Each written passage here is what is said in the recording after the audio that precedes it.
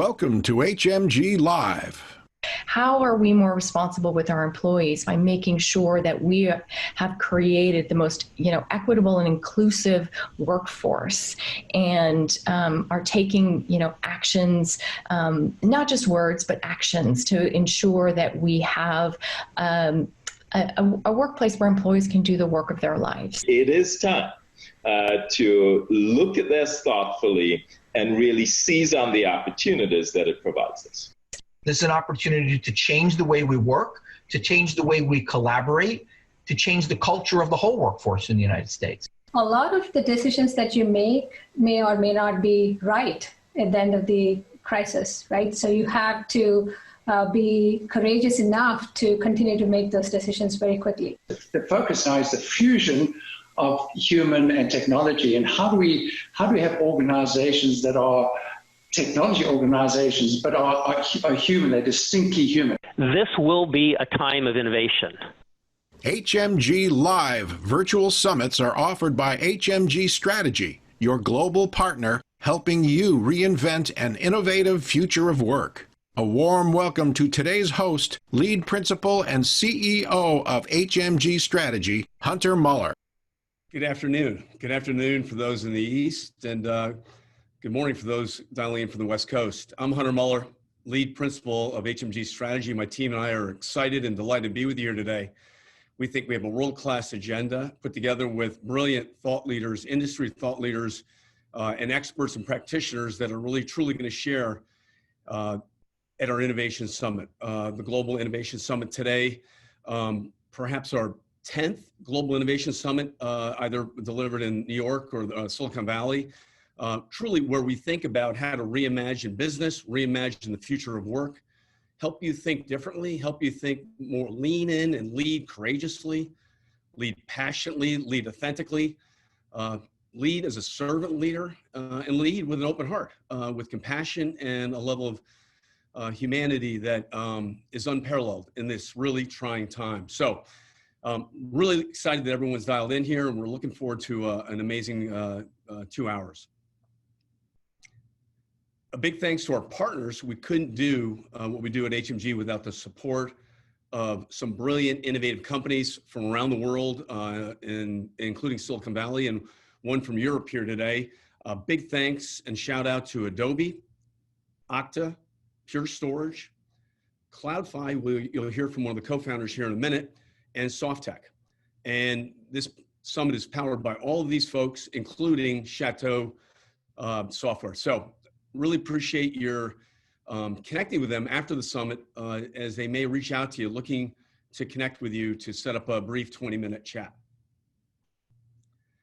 So I'd like to bring on Judy Arteshkar. Judy and I have been friends for, I would say, 20 years. She's one of an inspirational leader in technology, an inspirational leader within the SIM community, really an icon of New York and the New York Metro chapter, former president and chairman of the New York chapter. Judy, great to have you here, and we really love partnering with New York Metro SIM. Thank you, Hunter. Friends and colleagues, good afternoon. I'm Judy Arteshkar, Chair Emeritus of the Society for Information Management, SIM New York. And founded in 1968, SIM is a community of 5,000 IT leaders and 52 chapters nationwide. In New York, we have networking events and programs, and one of which is our community outreach program, to name a few: judging tech competitions for girls globally with Technovation, virtual coaching with Empower trainees, and a COVID-19 project where we partner with the distribution of PPE, face shields to frontline personnel in hospitals, nursing homes, and assisted living. With this pandemic, SIM has revamped its programs to deal with the new normal.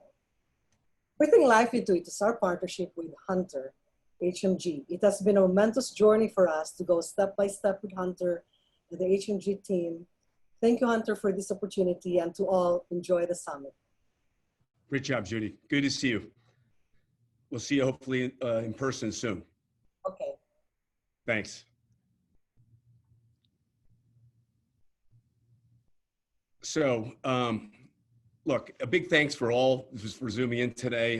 Unprecedented times, unusual times, Well, let's dive right into the dialogue and let's talk about the intersection of innovation, reimagining, and reinventing the customer journey. And I can't think of a better company right now to hear from than Adobe. And welcome Ani Nayak, the head of Business Process Transformation, Document Cloud.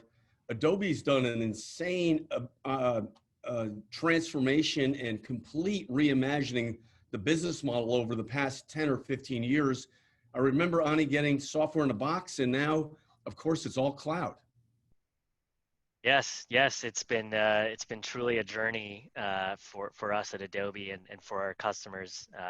Certainly a journey that's been fruitful, and we're very proud of the move we made from box to subscription. Now, Ani, you have a brilliant management team, senior management team, and a brilliant CEO. I've seen him several times on CNBC talking about the growth of the company. What is it about the Adobe vision or mission that inspires you so much to be such an enthusiastic researcher and passionate about the intersection of people and technology? What I find really amazing is just how well we've been able to execute. I think a lot of it is attributed to the fact that we sort of stayed true to our strategic plan and our strategy. A lot of it is irrespective of whatever macroeconomic situation was happening. It's very important to kind of call out that we've been able to adapt to digital in sort of a marathon fashion. So if you look at the goal of adapting to digital and how to get there, it's important to be efficient in transformation, both with the modern workplace and the overall go-to-market. But rushing too quickly to make the change would only theoretically result in failing to reach the metaphorical finish line. And so it's really important to look at, if you look at a success story like Adobe and many other companies that are going through it right now, preserving the strategy of transformation. What's powering the journey? Why are you undertaking that journey? And then being continuously agile in setting the priority for whatever milestones you would need to hit to capture return on investment and kind of be focused on continued growth. So yeah, it's been truly fantastic to see that happen at Adobe and then see what that means as far as how our customers are benefiting. So Ani, we've been on this for a while now. Lead, reimagine the customer journey. All of a sudden, a pandemic jumps in the middle of the current state, and now people really need to think differently, visualize, and create a new vision for the company, and act differently. What are the top recommendations that you would suggest when you look at that roadmap? Well, I think it's important to look at the history of what's happened this year. A lot of investments have been made so far to support a distributed digital workplace. That's been sort of the reactive goal.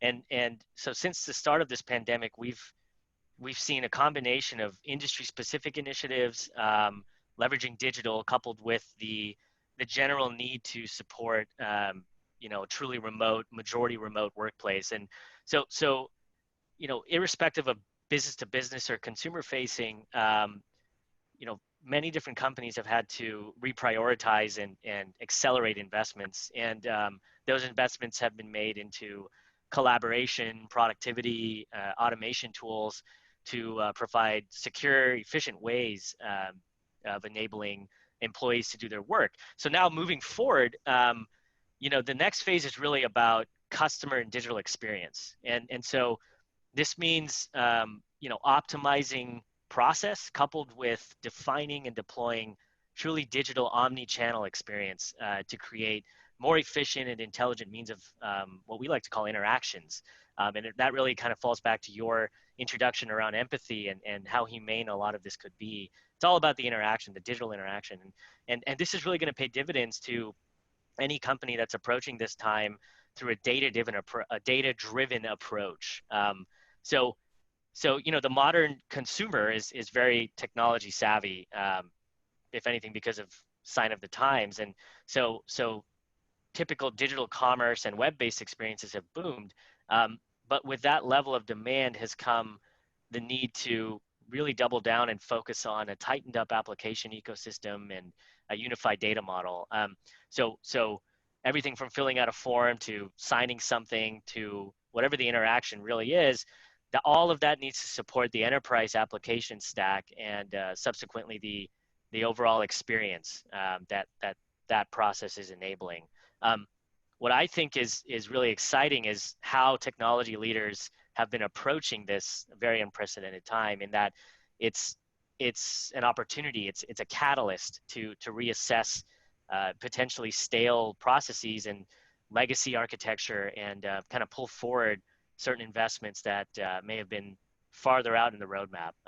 So as far as looking ahead tactically and some of the steps that that leaders could be taking, I think a lot of it is about preserving the strategy and sticking to the plan.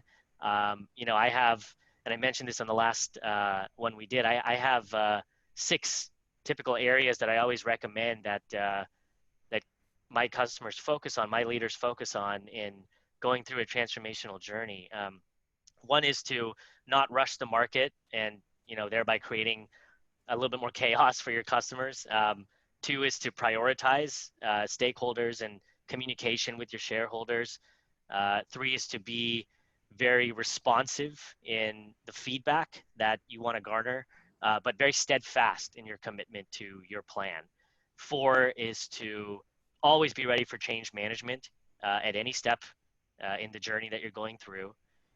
5 is to focus on solving challenges through value creation rather than being responsive and reactive. And finally, 6 is being ready to always rechart whatever the course is that you're walking on or sailing on, as I like to say, but staying true to where you need to end up being.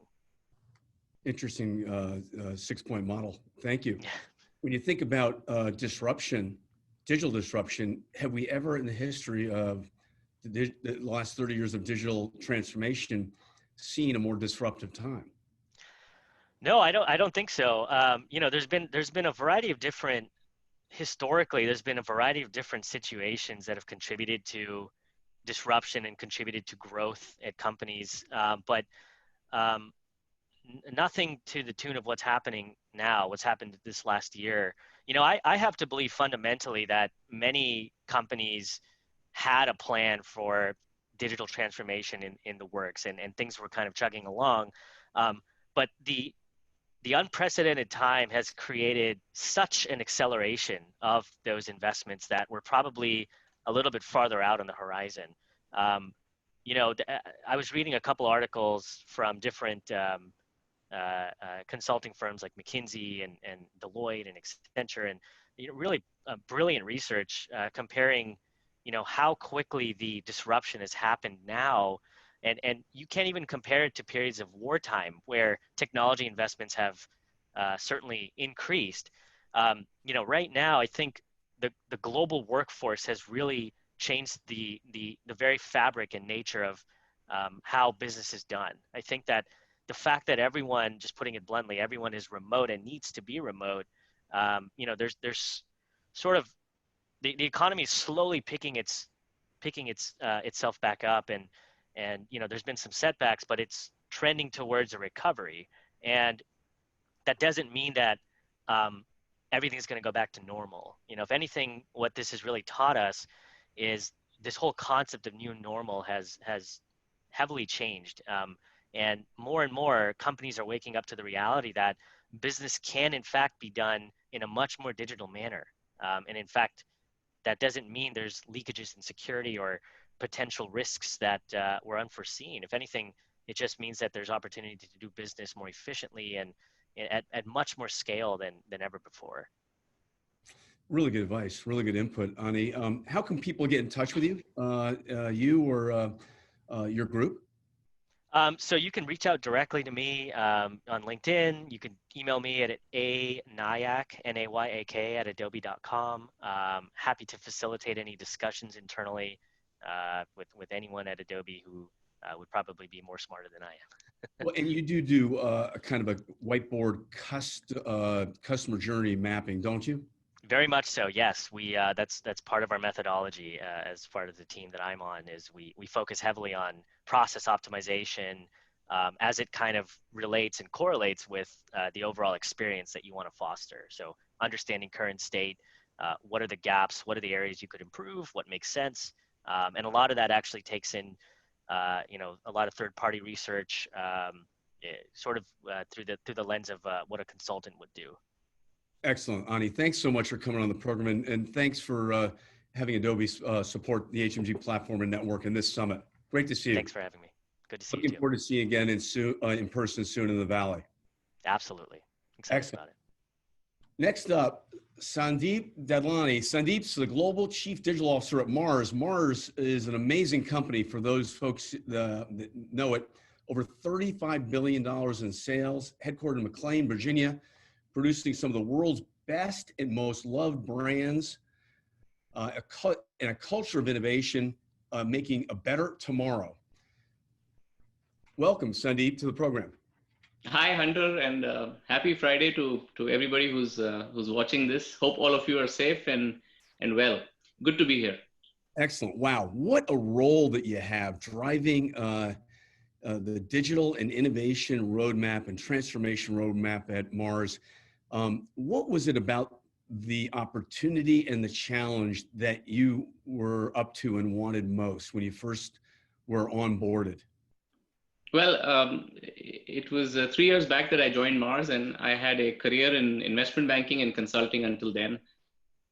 What appealed to me in Mars was, yes, it was an opportunity to help drive transformation from within, but the unique culture of Mars, the principles on which Mars works, the variety of businesses, brands, products, and services, which people love. And frankly, at this time, when I reflect back on the 3 years, we are fortunate to be in this kind of a business, family-owned, private, with food and services, and a very ambitious goal of doubling our size in the next 4 or 5 years. So the idea of joining a very human-centric culture to drive all that was really appealing. So very cool. Talk to us a little bit about the values and principles within the cultures, because culture really matters, right? Mars is a 111-year-old company, and the third generation of founders are still on the board of the company. It's a private family-owned company. And the one thing that has been time invariant has been the 5 principles on which Mars works. In fact, I have the 5 principles book with me here, which we always keep on our site, because this is not just things to hang on the wall. It's also things to take home. And so those 5 principles are, quality, mutuality, efficiency, and so on. So these 5 principles help really drive each decision of ours. The culture is like family, which means that our associates are our top priority. And the culture is also that of decentralized empowerment of our associates as much as possible. During these times, particularly difficult times, the meaning of this culture springs to life fantastically. Also, while driving change, a change that is rooted within these 5 principles, because these 5 principles are invariant, then becomes much more easier to drive. Does that make sense? It sure does. Thanks so much, Sandeep. When you think about the shift over just the last 90 to 120 days, what's changed regarding your leadership and your driving the digital agenda? Well, when we started the transformation, 3 years back, we labeled the digital transformation as 100x, which was to go 100 times faster.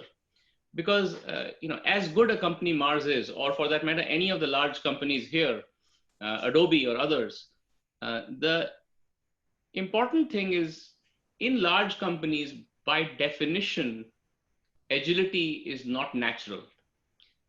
There are layers in the organization, and decision makers are always farther away from the truth as the company gets larger and larger. So what we had driven was that speed, and 100x was our goal for digital. It wasn't some cool technology, it wasn't AI, it wasn't a platform, it was speed. And speed at an associate level, that 126,000 associates of Mars can drive 100x value. this pandemic, well, let's just say it was the acceleration of all accelerations. It has sped up our journey. As an example, in the last 1 year, we had launched 3 or 4 direct-to-consumer launches, which were very successful. In the last 12 weeks, we have had more than a dozen launches. And that's just in the last 12 weeks.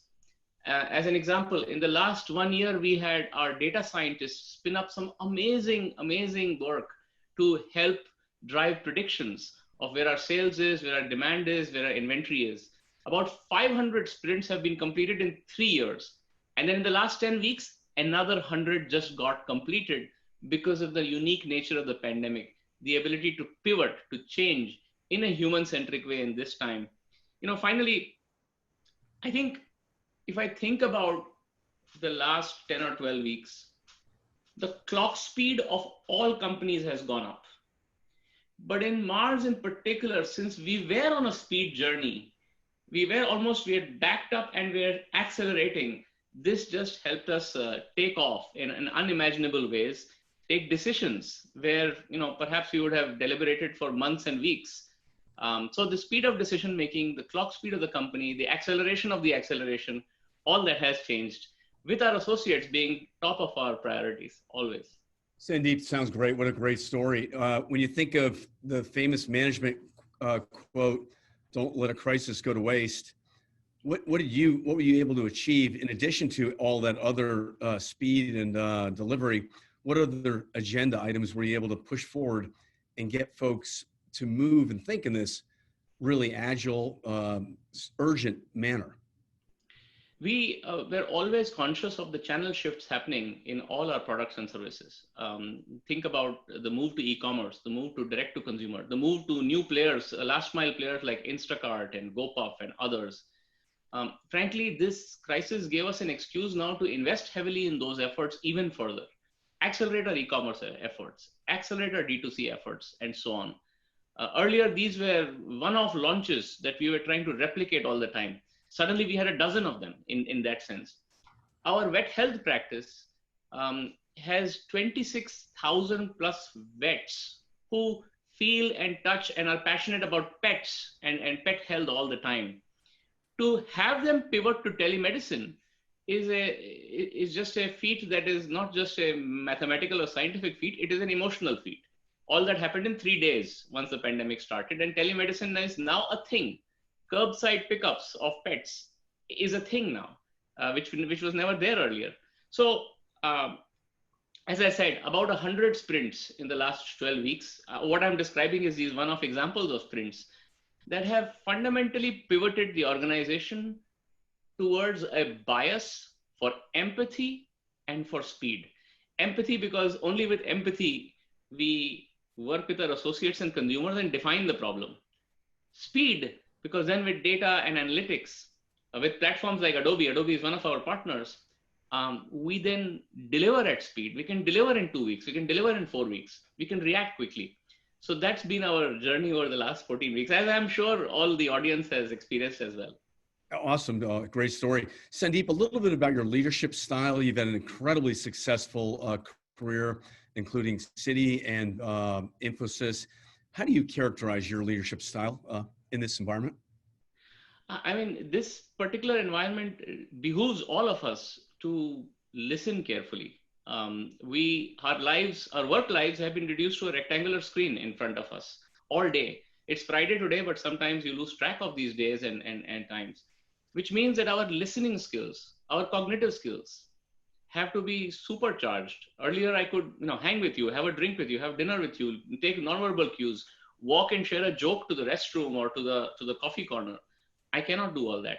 So I have noticed in myself and others, before the crisis and especially during the crisis, a unique ability to, a unique preponderance to listen, to empathize, to actually check on each other. And in terms of, earlier I used to say, hey, how are you, Hunter? But it was a casual thing.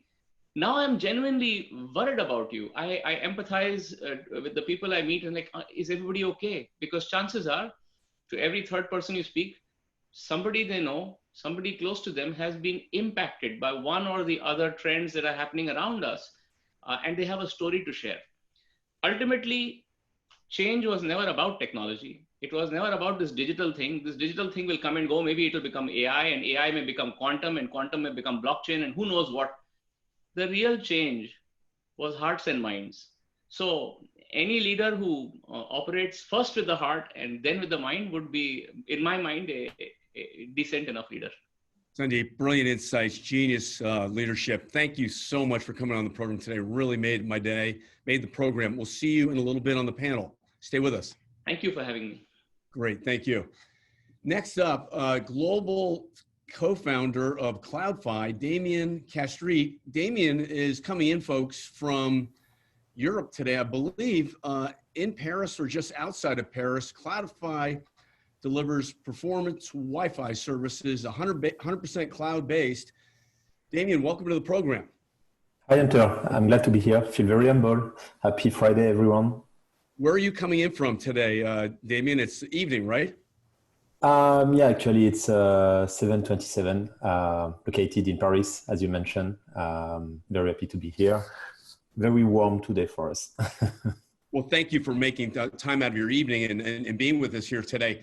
Hey, let's start at the top on a global level. And I love talking about global social, global economic, global health issues. What's your take on the pandemic? And as we work through the COVID-19 scenario across the globe, any thoughts regarding what you're seeing in the continental Europe or into Asia and the US? Yeah, you know, I like to share that with our team in the US, because for once, Europe has been a little bit before the US, right? Not for a good thing, unfortunately. And Asia was in front of us for the pandemic as well. So as we know, the pandemic has hit very hard the humanity and our economy in a unique way. All countries have been impacted, and most of them now are in convalescence.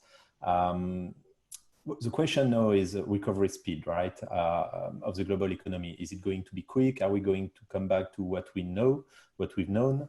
And yeah, most of the analysts are thinking that it depends on people confidence, at least for now, in our current safety policies.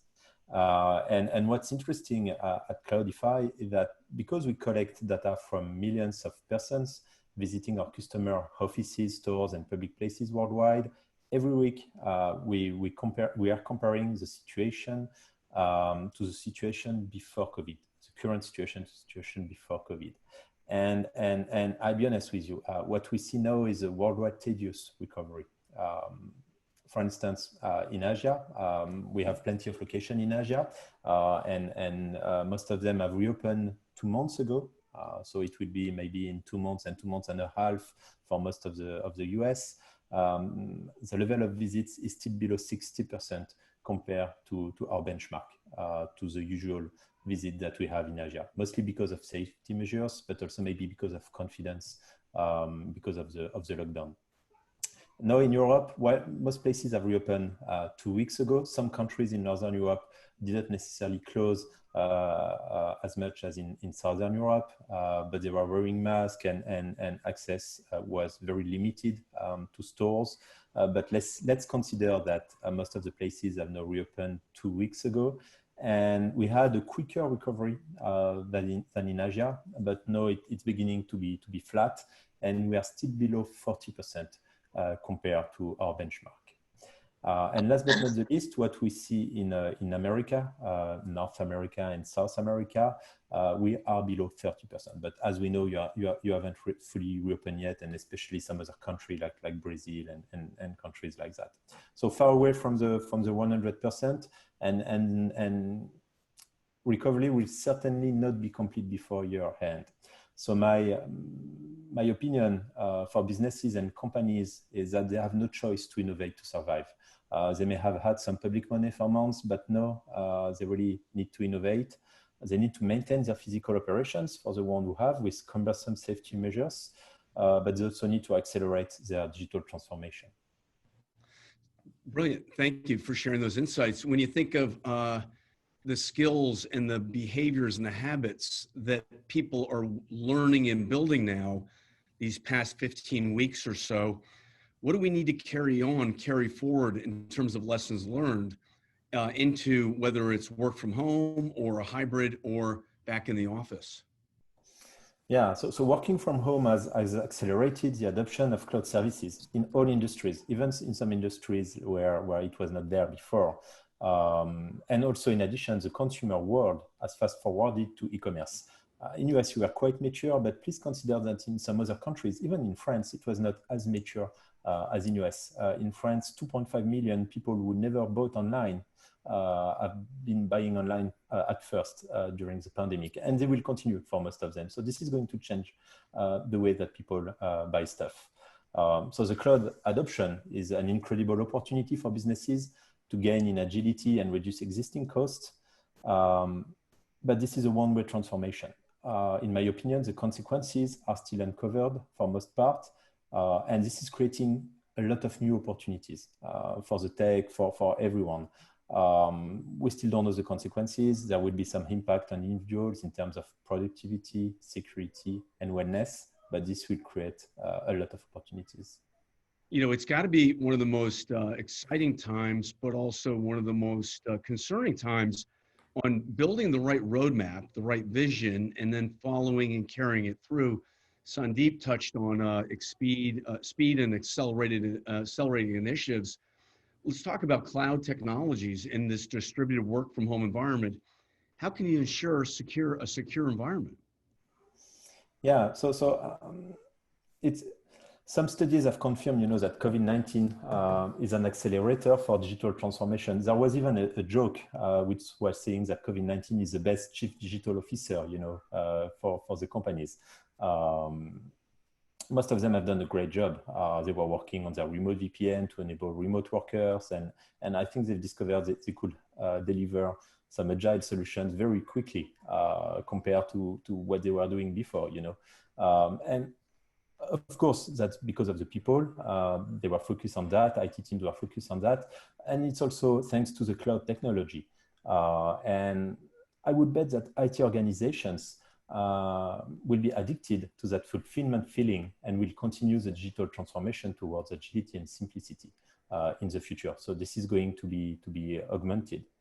In terms of security, I think many cloud-centric technologies have already proved out this endeavor for obvious reasons. First, most cloud providers are based on subscription. So they have to run an efficient and secure service. They're not selling you a box and then they will come back 5 years later. They have constantly to make sure that the service is secure. Look at Zoom, right? There were some security concerns. Maybe their competitors were talking about that very loudly as well. And they fixed that very quickly and they were very efficient. And the sales are still there, even if it's forbidden in some companies. Second thing, the services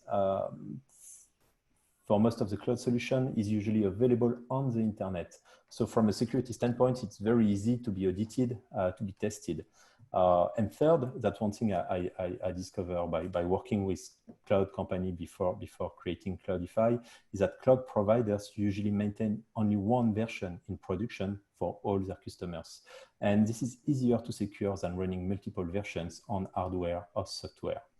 For instance, at Cloudi-Fi, we are using our multi-tenant cloud-based software, and this helps us to have tremendous scaling capability and simplicity. And for our customers, they do not have to maintain complex infrastructure, and simplicity is a friend of security.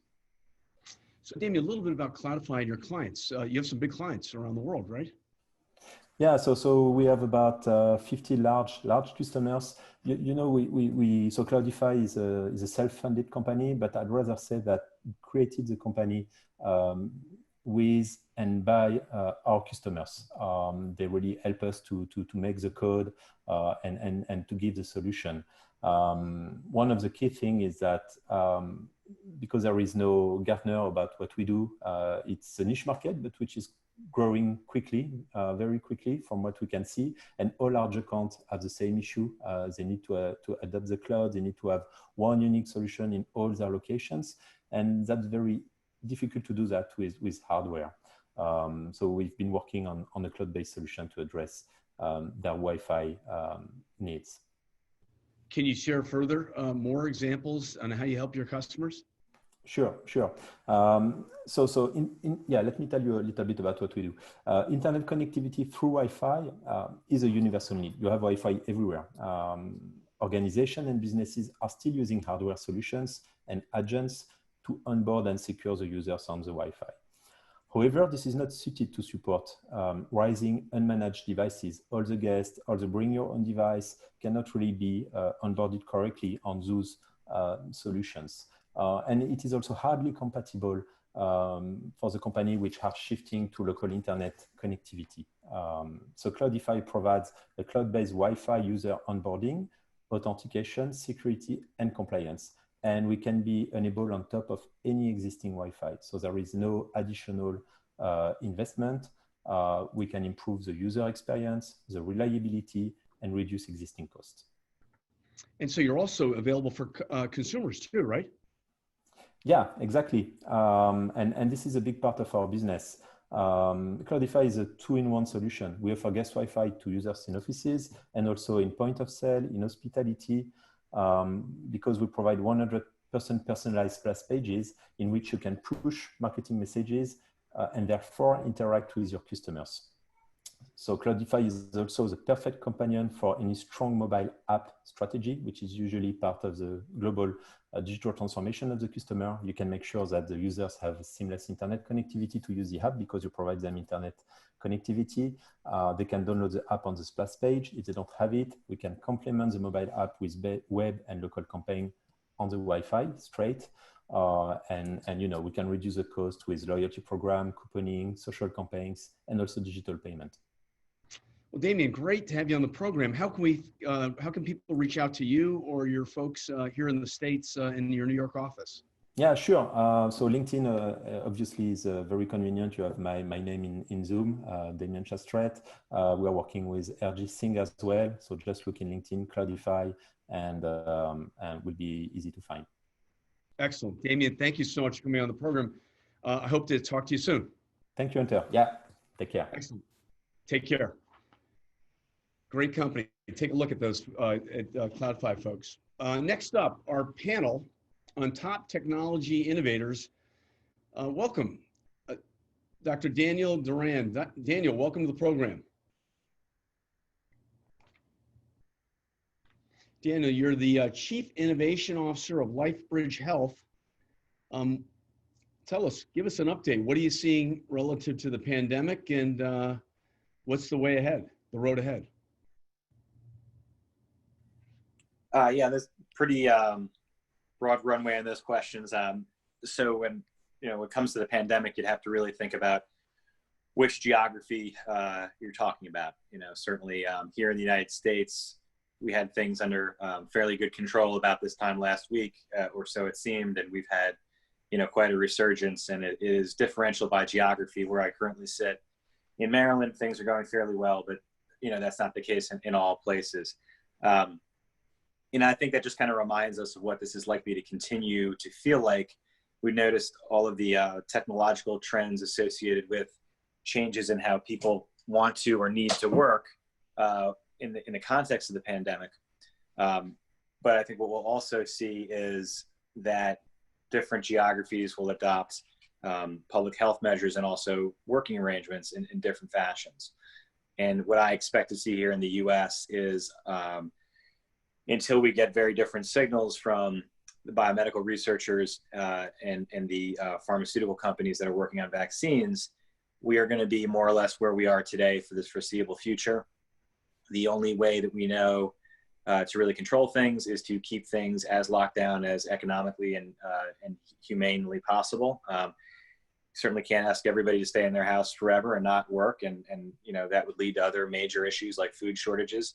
But at the same time, if people conduct business without masks and go about their business, I think we've already proven to ourselves in several states that will result in a return of cases and then ultimately an overwhelming of the health system and many deaths that would be otherwise preventable.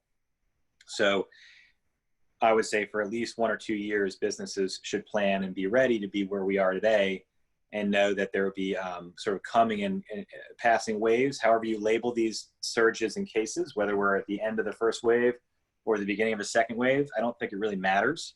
What really matters is what's going on in your geography and how it impacts your business. And you have to be kind of ever ready to pivot from, depending on the nature of your business, from bricks and mortar to virtual and back again.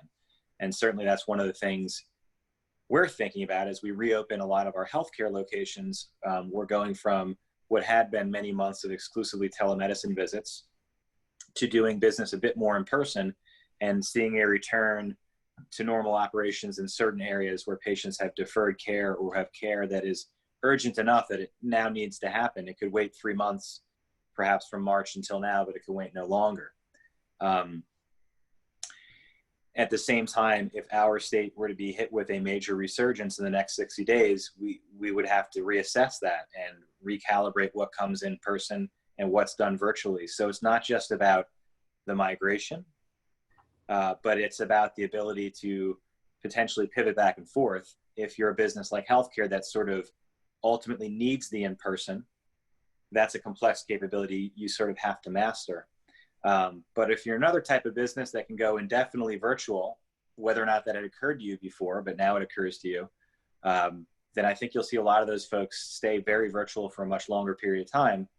And as some of the other speakers have referenced, when things do truly normalize, there's a real question of, does that then become, does the 80% become virtual rather than the 20, and maybe in the past it was different. It was 80% in person, 20% virtual. Danny, I got to tell you, that was one of the most logical explanations that I've heard about what's going on out there right now in North America, as it relates to business models and humanity about really this virus. Thank you. And for healthcare, I think what it means is we've had success at doing a lot more than we thought we could virtually. We've really had a stress test and tested that capability. And there's exponentially more trust amongst providers that they can manage patients that way when appropriate than there would have been this time last year. So ultimately, I think there will be tremendous benefits from the sort of creative thinking of the crisis. But we've also been very, acutely reminded of the things that we can only deliver in person, whether that's a surgery or even whether it's just certain types of conversations and care that really, need to happen in person. So it's been a great experiment that is a natural experiment and not one we would have designed. And we're seeing a lot of what's interesting to see in real time is both what we learn about the virus and by way of the medical journals and things like that, but also what we're learning about the technology that lets us work this way while the virus is impacting us. And someone mentioned before about COVID being a real catalyst and accelerant for digital transformations. To give you a sense for how true that is for healthcare, because I think this isn't necessarily a healthcare audience. So just to throw some numbers in there, when I've met with other chief innovation officers within the healthcare sphere, whether it's on the insurance side or the provider side, and this is true of our system, we would have conferences and people would say, well, what have you noticed? Like a 50% growth or a 70% growth in televisits? Because you're telling us that you lost 70% of your in-office volume and at different times of the pandemic. And what it comes out to is no, we've actually seen in almost all cases more than 1,000% growth in telehealth, because it went from being a very small piece of the pie, almost always less than 5%, to being virtually the only types of visits that were going on for ambulatory doctors' offices. I mean, just all kinds of conditions being managed by phone that would not have been managed that way in the past, because there was felt to be more risk if the patient came in. So that level of growth, and I mean, literally 1,000%. So for us, it meant going from 50 or so tele encounters per week to like 12,000 a week, right? I mean, for others that were a little deeper into their journey, there was still over 1,000% growth, 10x growth over baseline. So it's very hard to imagine, particularly with COVID still out and about pre-vaccine, that's going to change. So that will be a permanent fixture of how medical care is delivered differently. And hopefully we make the most of that and use this as a time to divest ourselves in terms of healthcare systems of unnecessary bricks and mortar investments. So if you imagine that you're trying to keep 100,000 people in your catchment area or patient panels healthy, and previously you felt you needed, I'm going to throw a number out there that isn't anchored in any reality, but let's say it's 1 million square feet, of various different hospitals and doctors' offices. Maybe after something like this, you can phase out, half of that square footage. Who knows? It really depends on the amount of encounters and then the amount of bandwidth and capacity that you still feel you physically need at the end of that. But between that and the emergence of things like artificial intelligence and remote monitoring that should even further catalyze these types of remote patient-doctor interactions, I do think we're on the cusp of a remarkable digital transformation that's industry-wide that will see far less reliance on bricks and mortar in healthcare, in a much nearer future than we would have seen otherwise. Daniel, great insights. Thanks so much for coming on the program. Loved it. Really appreciate it. Thank Absolutely. you. Thank you. Great. Next up, Jack Hogan, VP of Technology Strategy of and Cloud Goat GTM for Pure Storage. Jack, hey, Hunter, how you doing? Great to see you again. Hey, good to see you. So tell us, digital transformation initiatives were already key to core to every company's strategies. What's going on now post-COVID? Well, Ani mentioned earlier, everybody had a digital transformation plan, and a colleague of mine reminded me of a quote that Mike Tyson said back in his days, that everybody has a plan until they get punched in the face. And I think this kind of 100-year event with the pandemic has really been that punch in the face, and I think it's caused a lot of people to rethink what they need to do in their digital transformation strategies. And where Pure Storage fits into that is we've been an innovator in really the data storage world, focusing on the data, which is the core asset that many companies are using to fuel this digital transformation. And as Sandeep said earlier, that ability to really transform through speed and performance. And that's not speed and performance necessarily just at how you access, but how you adapt to that punch in the face, and how you adapt to what you need to do as a company. And what we're seeing in this world and with the digital transformation post COVID is that it's an evolution now. And I think we're seeing companies recognize that they really have to address how remote access to data, remote installations happen. We rapidly pivoted to, for us, customer experience is paramount, making sure that the experience they have with Pure's platforms are second to none. We've achieved a pretty high result in that, and an 82 net promoter score, top 1% of all business to business. But we had to transform in what we do in what used to be a very hands-on, quick and easy and simple installation of the data platforms. We now have a full remote, hands-off remote install capability to allow that the underpinnings of these solutions and these platforms to be able to be installed and set up. And we also have really seen an acceleration in the consumption of our cloud model, our cloud services, and the ability to access data solutions through cloud economic and cloud experience models. So we're seeing that this kind of rapid evolution towards this kind of cloud model is really here to stay. We're seeing some great success in that. Recognizing that as David just said, a lot of the medical and critical services have been an area we've focused on quite a bit. Have a number of large scale partners there, really helping with using the artificial intelligence, the machine learning to address the pandemic in a much faster fashion than we've ever seen companies come together. And so having data platforms like we provide, has allowed an acceleration. Don't know if I can claim 100x like Sandeep was talking earlier, but certainly substantial increases in business outcomes, being able to access their data through platforms like in what Pure provides, and how that's really driving rapid innovation and that underpinning what really that experiencing their data solutions should be, that modern data experience.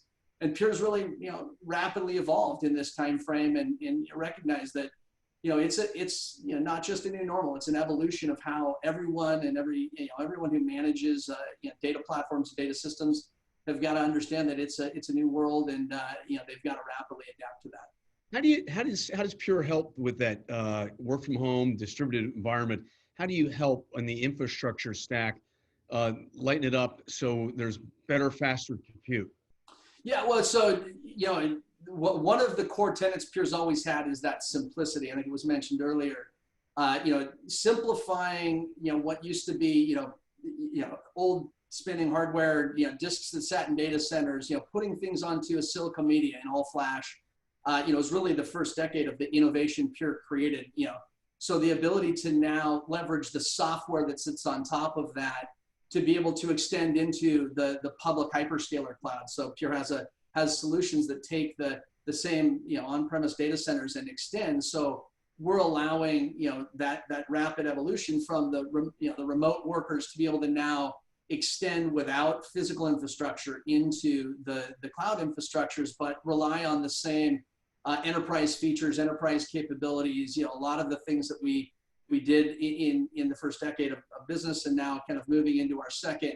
And so allowing that, those applications and, what is really always a tech debt of what was developed, decades ago, to now be able to be consumed in the cloud models and to be able to be extended into the public clouds, but at the same time, take advantage of the services that exist, things like serverless and Kubernetes and the container models, and to allow those to coexist with the same systems and allow remote access, simplifying the management. We have a Pure One platform that allows you to see where all your data is at all times, see how your hosts are consuming that, see where performance bottlenecks are, all in one central location. So Pure is really providing that simplicity of solution in how the new remote IT management workers and DevOps and even into the data scientists that can just consume data services now straight out of Pure platforms without having to go through what were months worth of procuring and physical setup. Now that can all be done in a virtual sense. Hey Jack, thanks for coming on the program. Stay with us. We'll circle back to you. Great, Hunter. Thanks. Good to see you. Hey, next up, Leslie Ma, Chief Information and Continuous Improvement Officer of NSF International. Leslie, welcome to the program. Thank you, Hunter. Glad to be here with everyone. Great to see you. You're always so direct and switched on. The country's gone through such an amazing time over the past 3-4 months. And early on, you were really dialed into the importance of diversity and inclusion in any management team. Just a couple thoughts on that in technology, why it's important to have a diverse team? Oh, sure. I'm sure you've heard this. We're all in the people business, right? Whether it's with our teams directly or with our customers and our suppliers. It's all about relationships that you build, the trust that you are able to build, and those are the things that make people want to work with you, for you. And that is such an important thing, especially in these times. I'm sure many of you have had these discussions internally, and how do you be a workplace of choice? And I don't need to tell you in IT, it's very competitive, right, to attract the best talent. And these things resonate with the younger generations, and really they really feel a sense of mission. And if they have that purpose and that sense of mission, then they'll stick with you for the long run.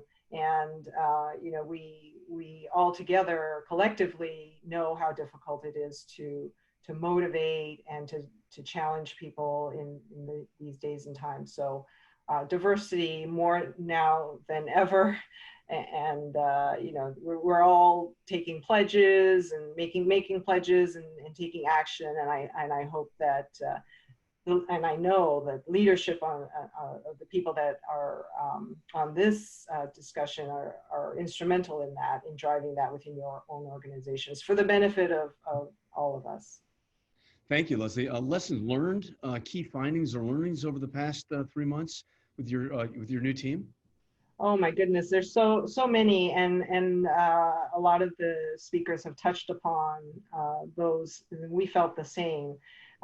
In my new role, I work with a lot of scientists, and scientists are by nature like to be very precise and methodical and think things through. So it's very unnatural for them to pivot quickly, accelerate, move ahead, even though you're not 100% sure and all the I's dotted, T's crossed. So the things that I've been working on is, of course, building that balance of decision making with the leadership team to say, this is where we need to head. It's consistent with our North Star and our vision. It's consistent with our mission. It's the right thing to do. We're just doing it perhaps a little quickly, and we need to understand that we need to pivot and instill that sense of or bias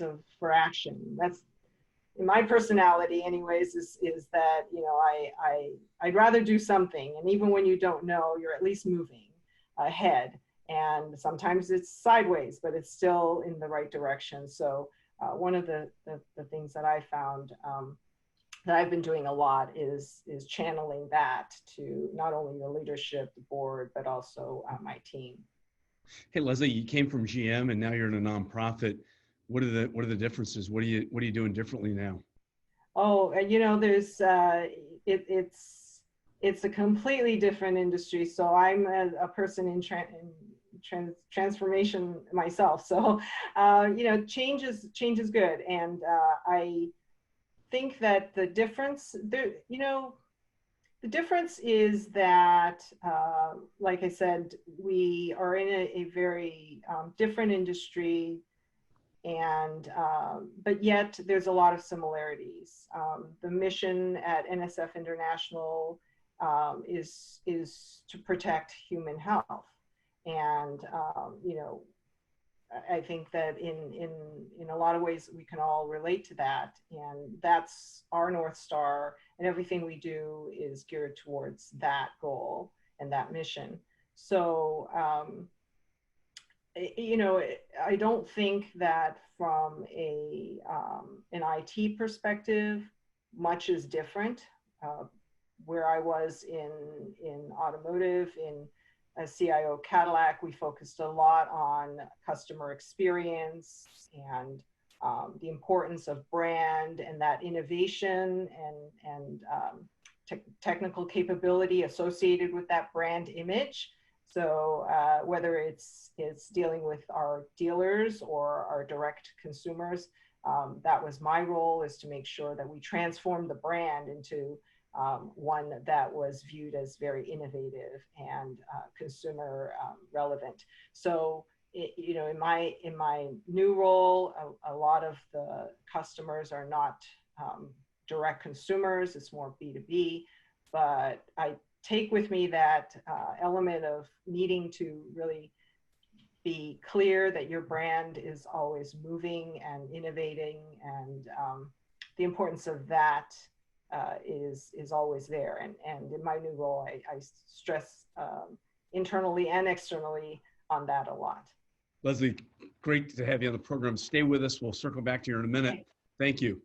Thank you. Next up, Beni Lopez, Managing Director, Industrial and U.S. Market at Softtek. Beni, welcome to the program. Great to see you. So, Beni, where do you recommend companies to focus their efforts and investments as they are getting back to business, really getting ready to lead and innovate up in the next business cycle? Right. Hello, everyone. Good afternoon. Assuming all the safety and security basic have been taken care of, right?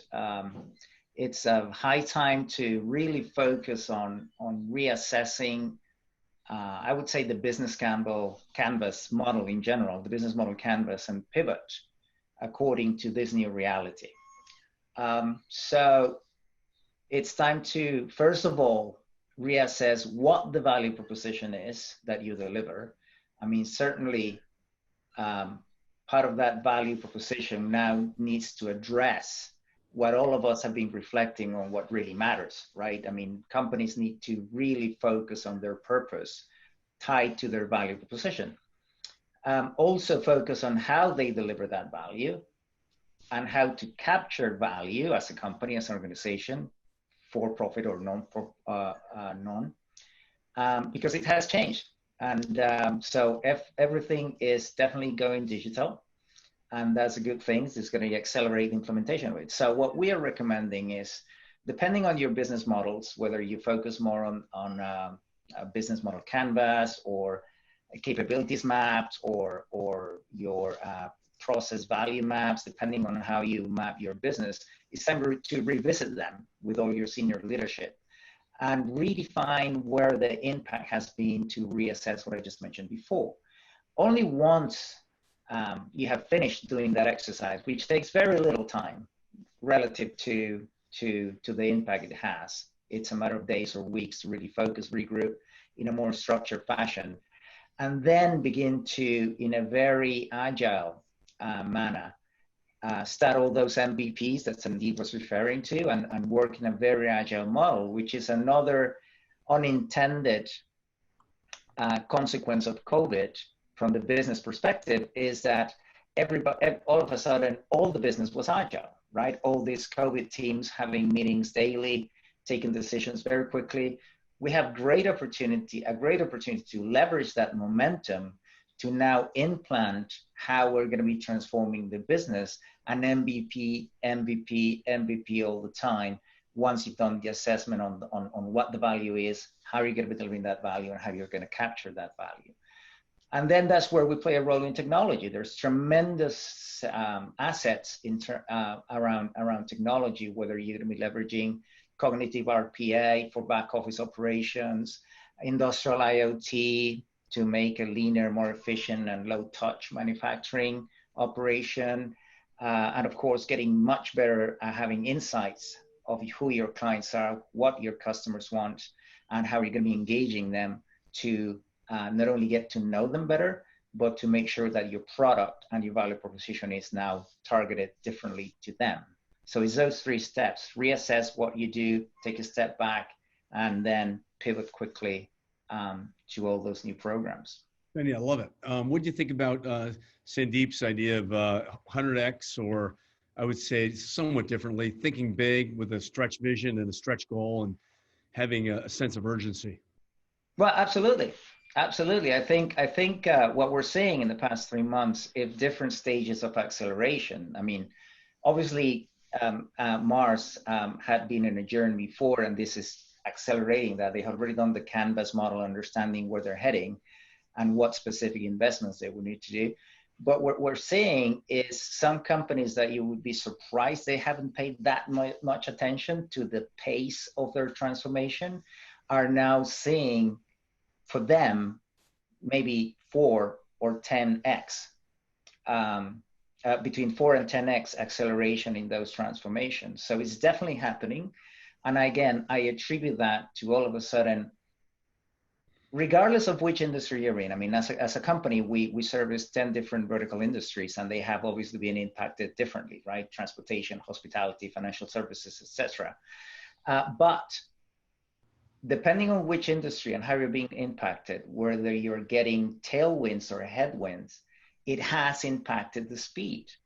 For those that are being quote unquote benefited by from the business value proposition perspective, all of a sudden they identify bottlenecks they didn't know they had, or they suspected they had, but they've been putting off projects to fix those bottlenecks around, I don't know, digital, around e-commerce or the last mile delivery or whatever it was meant to fix.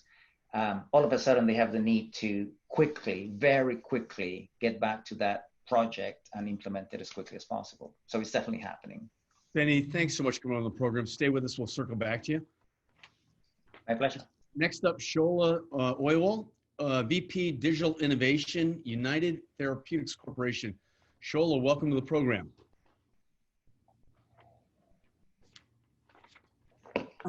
Good afternoon, everybody. Good to see you. So where do you recommend companies focus their efforts and investments in this current environment at this point? Well, I work in the life sciences industry, so my industry might be a little different from most. I would say the pandemic has made my industry rethink how they run R&D. I think the future of drug development, R&D, and clinical trials will lie in silico. And what I mean by that is you apply computer models to rats, to humans, and molecules, and then run your experiments in the computer itself without hurting an animal or hurting a person. You can run models, different scenarios, come up with doses, efficacies, things of that nature. So I would say in my industry, that should be the future of R&D. Interesting. And are you doing that now? Yes. We have a computational analytics lab where we are developing mathematical models for our molecules and for rats. And in that way, we can run clinical trials, not clinical trials, we can run trials electronically. Over time, we'll build human models and apply these same molecules mathematically on the human molecules. I mean, understand that the goal of my company is to manufacture organs. And this kind of rapid testing helps us get to that goal faster. So what's next? How have you used the crisis to further an innovation agenda or accelerated an initiative that was in place? Well, my company makes drugs for a very rare lung disease called pulmonary hypertension. We have a portfolio of drugs. The only real cure is a dual lung transplant. Today, there are over 200,000 people waiting in line for a lung transplant. Of the 200,000, only 2,000 probably get a successful lung transplant. That's like a 1% success rate. My company will manufacture lungs to remove, or actually to accelerate from 1x to 100x over the next 10 to 15 years. And we're pursuing that using 3D printing, stem cell research, and all kinds of technologies. The pandemic affects, the novel COVID-19 affects the lungs. It destroys the lungs.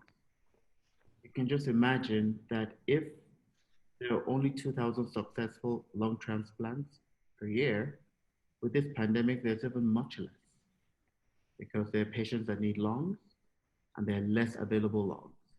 So this pandemic will help companies like mine accelerate the lung organ manufacturing process even much faster. So I'll say it is an opportunity. What's the mission of your company? Medicines for life. Our patients come first. We do everything to help our patients by providing them the best-in-class drug, best-in-class treatment. Today, our portfolio of drugs helps manage the disease that our patients have, but our ultimate goal is to manufacture lungs for them so they no longer need to rely on medicine. Gotcha. In terms of data and analytics and computer aided analysis, how are you using data to help you really understand exactly what you're treating? So we operate in what you call an orphan drug market, where there are less than 200,000 patients. And for that reason, the data that we have is very, very, very specific and unique to the disease state. But what we've done is this, if you can remember, the way doctors are educated about any disease state is you have a sales rep visiting the doctor's office. Unfortunately, this pandemic has disallowed that. Sales reps are, no longer travel to doctors' offices. And by the way, the doctors are busy treating patients. So this opened up an opportunity to reach the doctors using alternative channels. Somebody mentioned earlier, omni-channel marketing and targeting. So what we're doing is we're looking into an AI platform that will inform us on the best way to reach a healthcare practitioner. Excellent. Either through email, their interests, the journals that they participate in, clinical trials they've participated in, and things of that nature. So that way we can meet the HCP, the healthcare practitioner's needs at their exact, using their preferred model. Got it. Shola, great to see you and great to have you on the program. We're running a little tight on time here. I look forward to seeing you again soon. All right. Thank you. Great company. Hey, Jack Hogan, you want to come back just for one quick final comment from Pure? Yeah, sure, Hunter. I don't know if you want a question or a comment. Brief comment and then kind of how people can follow up with you all. Yeah, no. So I think comments are, listening to, the other panelists here, Shola and what they're doing. We're seeing that the need and the ever increasing speed of the AI platforms that are consuming this data, really need a completely, transformed way of how you consume that data. Follow up with me. You can reach Pure Storage, obviously purestorage.com. You can reach me at jack@purestorage.com, and I'd be happy to plug in those that are interested in understanding what we can do, specifically in the AI space to put your data to use and put it to use in the systems and keep those data scientists working to find the cures and ultimately improve the outcomes for things like drug trials like that. Excellent. So, yeah, perfect. Excellent. Thanks for coming on the program. Good to see you. Hey, Benny, you want to come back one more time? And Benny, final comments? Sure. First of all, thank you for the opportunity, and it's been a very insightful set of comments. Just one final comment. I mean, regardless of, despite how harsh this whole pandemic is, we'd like to view it as an opportunity in many aspects. I mean, our companies play a role in this new challenge, in this new very challenging world. I'm very proud to be a part of partnering with different companies that are trying to make a difference. They're trying to transform how they view the world and how they are assessing value and how they're delivering that. So it's really exciting on the one hand to see all this movement, all these trends. So I'd be happy to share several use cases that have been implemented in record time, leveraging very exciting technology for business transformation and digital acceleration. So thank you. Very exciting times, very challenging. Hope everybody remains safe, and you can reach me at obviously LinkedIn or Beni Lopez at Softtek.com. Thanks, Benny. Great to see you. Bye now. Okay, next up, folks, it's the Reimagining the Business and the Future of Work. Michael Frankel, the Senior Vice President, Managing Director, D&A at Deloitte. Michael, welcome to the program. There we are. Thank you. Hey, good to see you. Good to see you. So look, tell me, given this current crisis, right, where we are, never let a crisis go to waste. How are you using it to advance your agenda? How are you helping your clients? So in a wide variety of ways, but there are a couple that I think are particularly interesting. One is, this crisis has sort of accelerated topics around virtualization and remote work, right? We suddenly, in a short period, were faced with everyone having to work remotely, or almost everyone having to work remotely. And I think it creates, obviously it's a terrible reason for this to happen, but it creates a unique opportunity for companies to think about a trend that they were moving towards slowly, and they suddenly had to move too fast. And it's particularly interesting for Deloitte from an internal perspective as well as a client perspective, because we were always a very virtual organization. The difference is we historically, as opposed to being in our home offices, we're mostly at client sites. But you know, I like to joke, Deloitte people are like turtles, right? We carry our office on our back. And so when this crisis began, we very quickly moved to a home office environment very effectively, and we're able to continue. We already had a lot of the technology in place, but more importantly, and I think this is what our clients, what companies in general are going to struggle with, is it's not just about having the technology in place, the desk in place. It's about a shift in workflow, how you work together, culture, how do you communicate, how do you effectively communicate, you know, how do you go to market? We've had to continue to drive our business working with clients over screens as opposed to in person. I think it'll shift globalization, right? The world's a lot smaller when everybody is on a screen anyway. So I think the interesting question for all companies, and we feel like we had a little bit of a significant head start, is how do you purposefully make that change happen, right? We made that change happen out of necessity because of the crisis, but how do you purposefully make that change happen in your organization and move towards more virtual and more remote in a way that's effective, right? Because some of the things that we've had to do in the crisis are not necessarily sustainable. So how do you create that more long-term change in your organization? I think that's one big shift. The other one that I'll point to briefly is, but we can dig in more. I think that this event has, if anything, accelerated this, coupled with a bunch of the new technologies that have suddenly sort of hyper accelerated in the market over the last few years. Has re-emphasized the importance, the criticality of what I'm going to call complex ecosystems.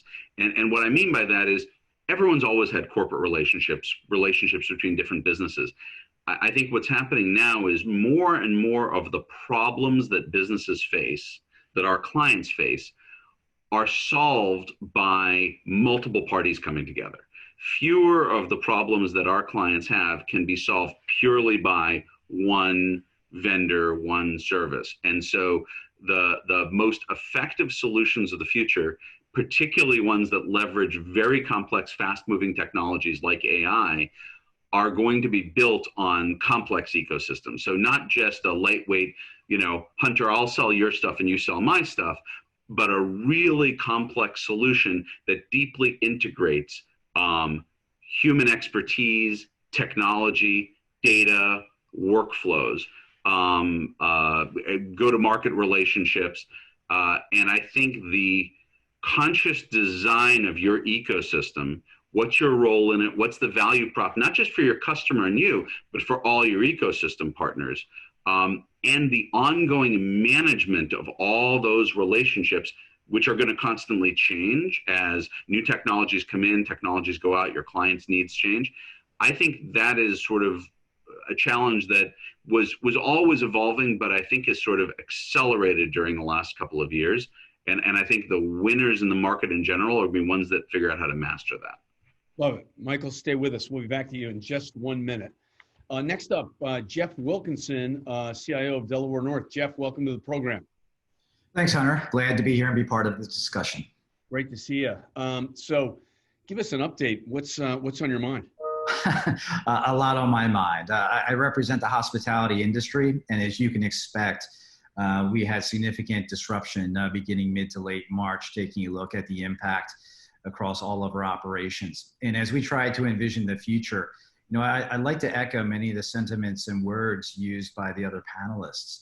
Really having a very deliberate and laser focus in terms of what's truly essential to our business to run operations is incredibly important to us. I'd also suggest that things that we viewed as competitive differentiators, even back in February and early March, are now viewed as table stakes. In the hospitality sector, you know, we all talked a lot about the future of mobile, where guests can use their own devices. We talked about the contactless experience and self-service.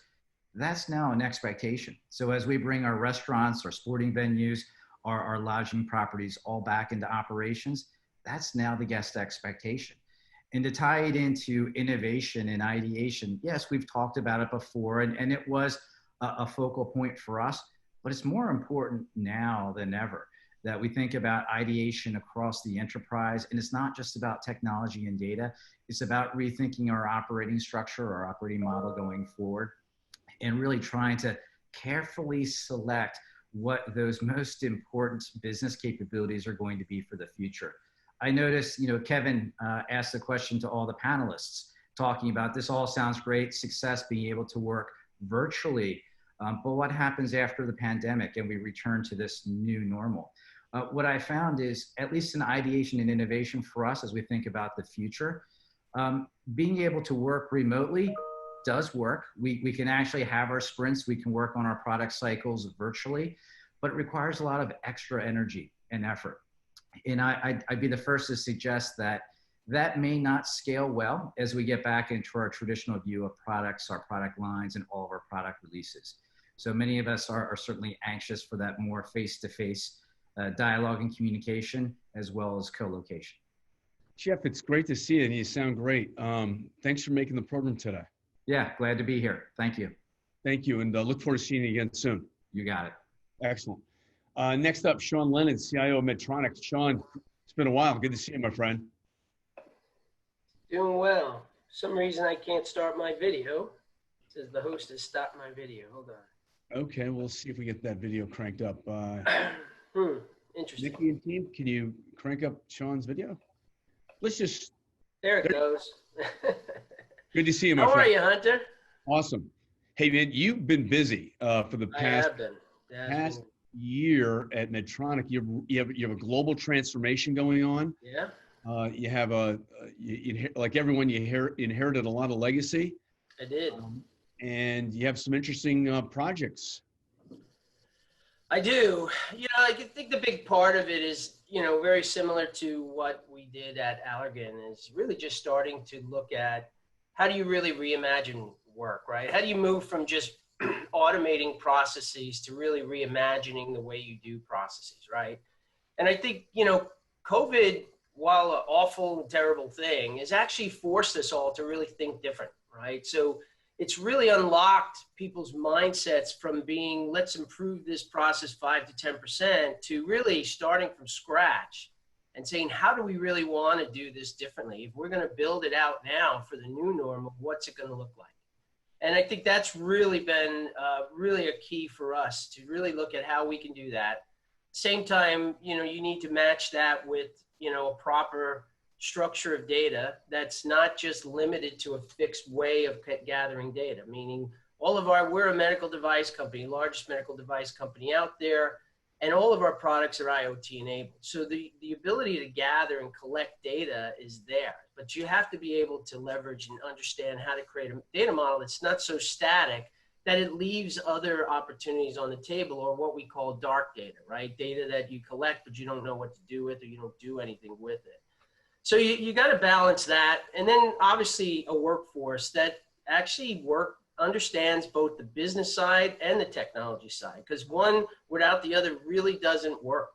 I mean, you have the best AI techs out there, or machine learning techs, but if you can't face it off to an unmet need in our business, it's actually not going to provide a lot of value. So we've been spending a lot of time in that space, and really, I think it's been fun. It's actually been a great time.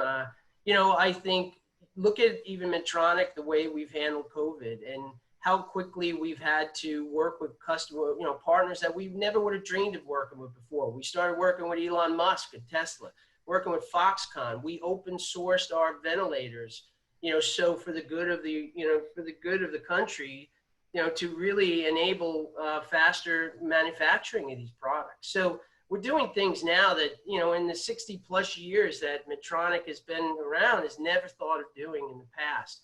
And it's actually great, because the companies that are going to adapt and really change and create the new normal are the ones that are actually going to survive and thrive and going forward. And, you know, we're positioning ourselves in that space for Medtronic.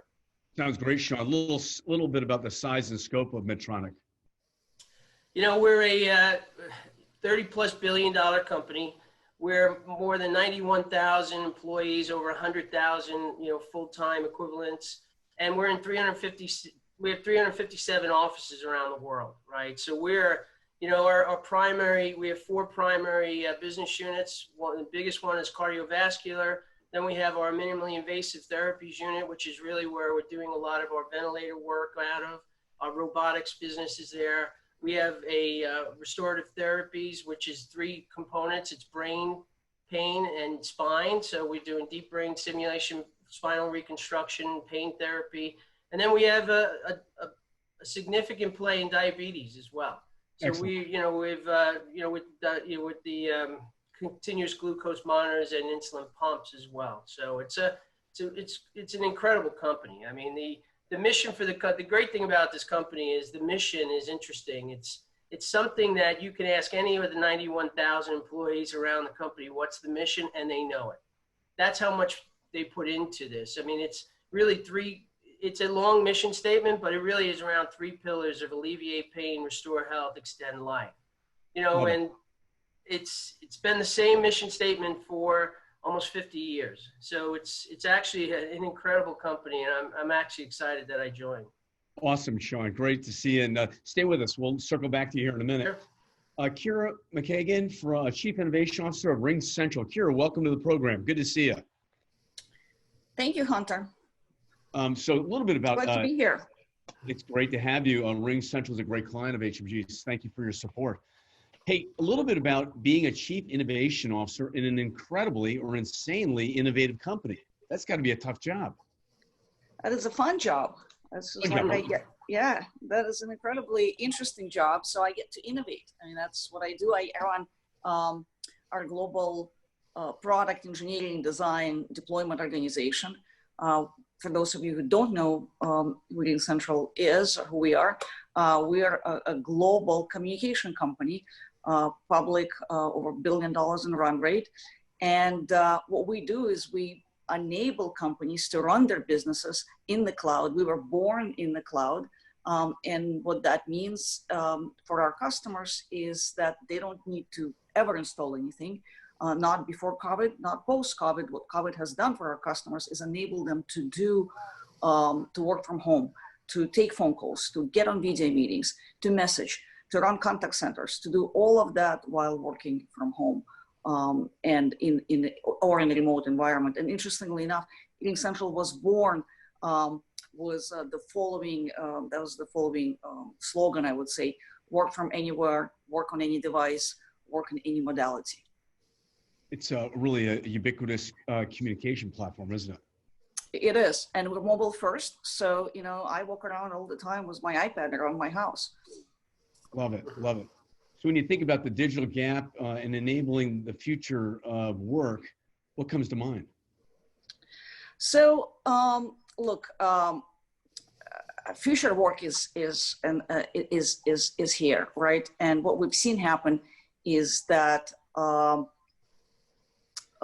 companies need to close this tremendous gap today in technology so that their employees can work digitally, can work remotely, and so that they're able to run their businesses and grow their businesses in this new environment. And COVID-19, of course, is an incredible catalyst of having everybody transform very quickly. Companies typically take a long time to transform. There's a lot of decision making. We don't have time to decide. We have to work. We have to work remotely. We have to serve our customers. We serve our customers, and in that we enable them to do their work and to maintain their businesses. And it is no longer an IT decision. This is a business decision. This is how companies are going to work in the future.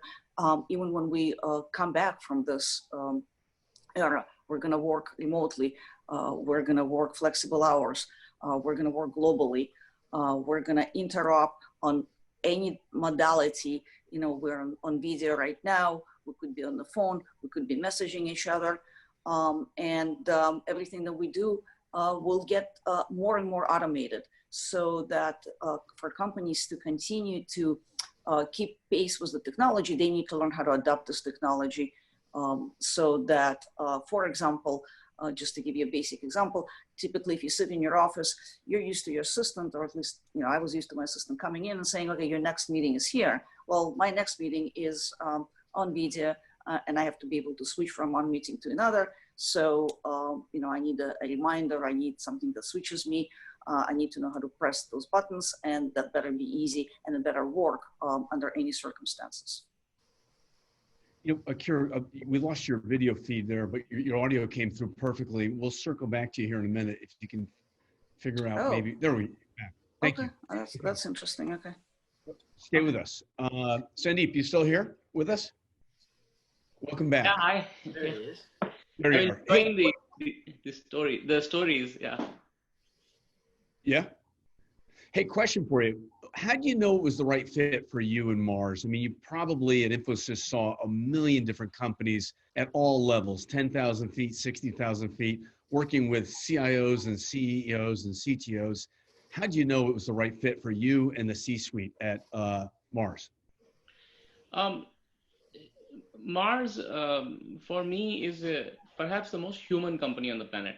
The leadership team, the family, extol a rare sense of humility, openness to learning, despite being very accomplished and learned individuals. Today in the world, we need that openness and that humility more than ever before. Just look at yesterday and today, just the last 48 hours. Nike, another fantastic company, had some surprise losses. They declared quarterly losses. And but what was inside the results, if you read through it, is that their online sales went up 75%, and they have said now that 50% of their sales going forward will be digital. That is a rare pivot you will see in a crisis. Pivoting in a crisis needs humility, needs humanness, needs openness. Nike can choose to be arrogant. They have a fantastic business model. During the course of this meeting, Microsoft just tweeted that they are shutting down all stores, period. Microsoft is shutting down all stores. You're right. Forever, except for a few experience centers. Imagine Microsoft having been arrogant about their store strategy. They have just pivoted very, very quickly. To Kira's point, the decision-making has been fast. So Mars seemed to be that kind of company that is open to change, that is humble to change, and perhaps more human and friendly. And frankly, who doesn't want a little bit of chocolate and some pets around them all the time? And Mars is one such company where you can do both. Well, I was reading the stats on Mars. 50% of all of the pets around the world you touch somehow. Is that right?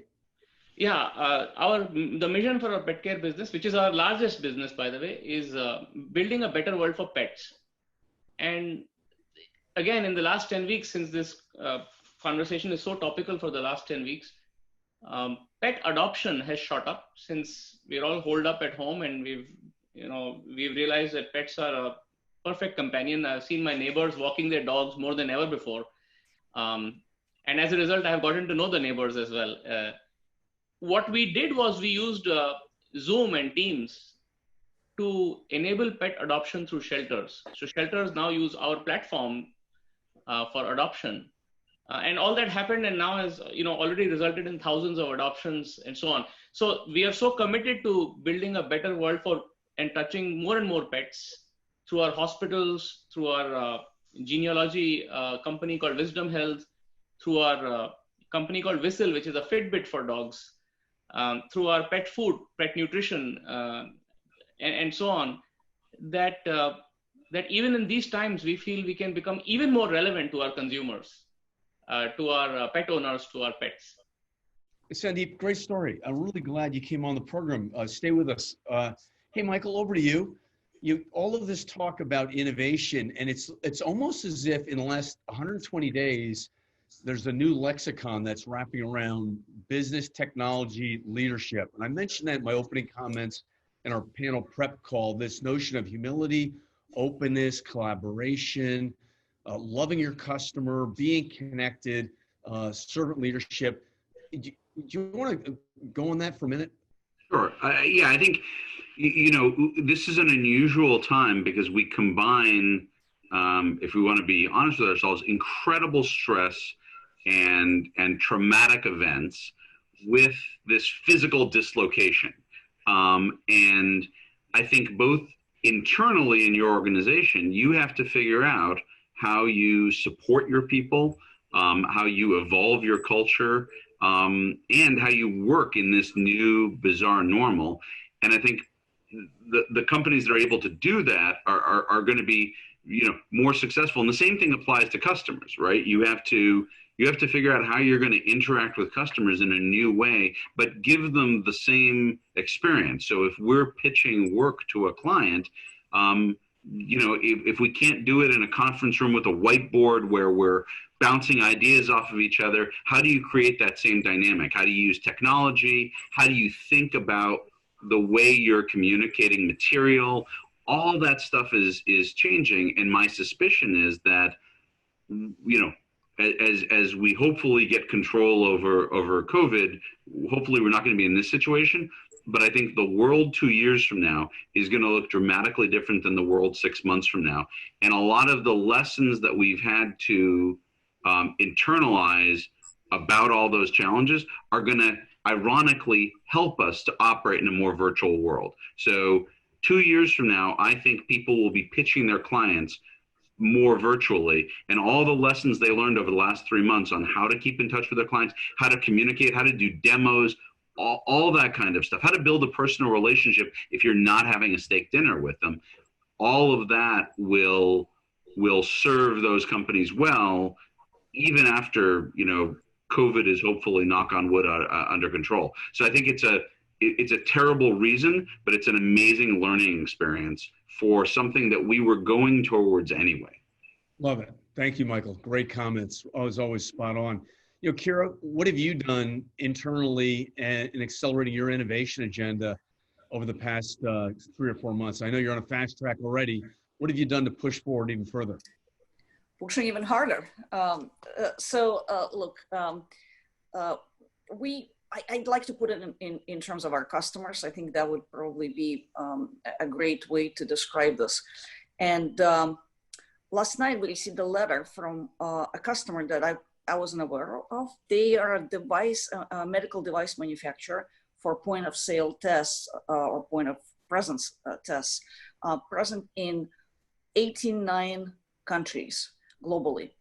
And they happen to be an essential customer in this pandemic, where they're testing people in Asia, in Europe, in all parts of the world. And they have call centers set up to assist with test results and questions and answers. And as you can imagine, multi-language is a requirement for them to run their business. And the reason they wrote us a letter is that we help them essentially serve their customers, people who are coming to get tested globally, and enable them to set up basically virtual call centers in a matter of days. So they're now able to run their business entirely on RingCentral, with RingCentral call centers, contact centers, with RingCentral point of presence, video, audio, and messaging. And with that, like I think Sandeep said, you know, the point that what we have to all do here in our businesses is transform ourselves to in a way that we win the hearts and minds of our customers by enabling them to do their business that serves our community at the end of the day. And so what I feel we're doing differently is we're doing a much better job of serving our community. For example, when COVID was announced, when COVID started becoming a reality in the United States, an unfortunate reality, and even prior to that, in Asia and Europe, we made an offer to our customers in education, in medical industries, in first respondents, in government organizations, to use our service free of charge. Nice. For any size of organization. And that forced us to scale quite a bit, because we went from normal course of business, and we're growing pretty rapidly as is, to growing much faster, which of course forced us to do quite a bit of adding additional capacity, additional computing, additional storage, etc. So it tested our elasticity as a business while we were serving a greater community, and continue to do so. Kira, thanks for great story. Excellent job. Thank you. Sean, final comment, final word? No, listen, I think these types of forums are great, because, it lets us all know that what we're trying to do is not unique, right? And we're all trying to drive our business in a different way, but utilizing a lot of the same processes and principles. And I think these are, I think big part of what we're trying to do is take that leadership role, right? Move away from being that kind of, partner that kind of waits for the orders to come in and then kind of fulfills the orders, to how do we lead? How can we now take the companies and lead them through the mire of all these different technology? Every CEO is getting knocked on their door every day by every technology company out there that says, hey, I can go help you. And they don't know which way to go. They don't know which is the right path. We got to get out of just doing things that are what we would call transactional relationships, right? I need one specific thing. Let's buy that. To really, what are the enriching partnerships that you really want to think about going forward, and how do you leverage that? And you can do it now. You're probably going to see what we call interesting bedfellows, right? People that are companies that are working with companies that you would have never thought would be working together in the past are now going to be working together in the future. And the role of the CIO is to make that happen, is to help shepherd that through, get them in place to have a conversation about the future of work, and really help lead these organizations through the mire and get to the path of the new normal, is really where I think we can all contribute. Really well said, Sean. Great to see you. Kira, thanks for coming on the program today. Michael, you as well. And Sandeep, great to see you. This concludes this summit. Again, stay connected. Great job, everyone. Hope you enjoyed it. I certainly did. Thanks. Be safe.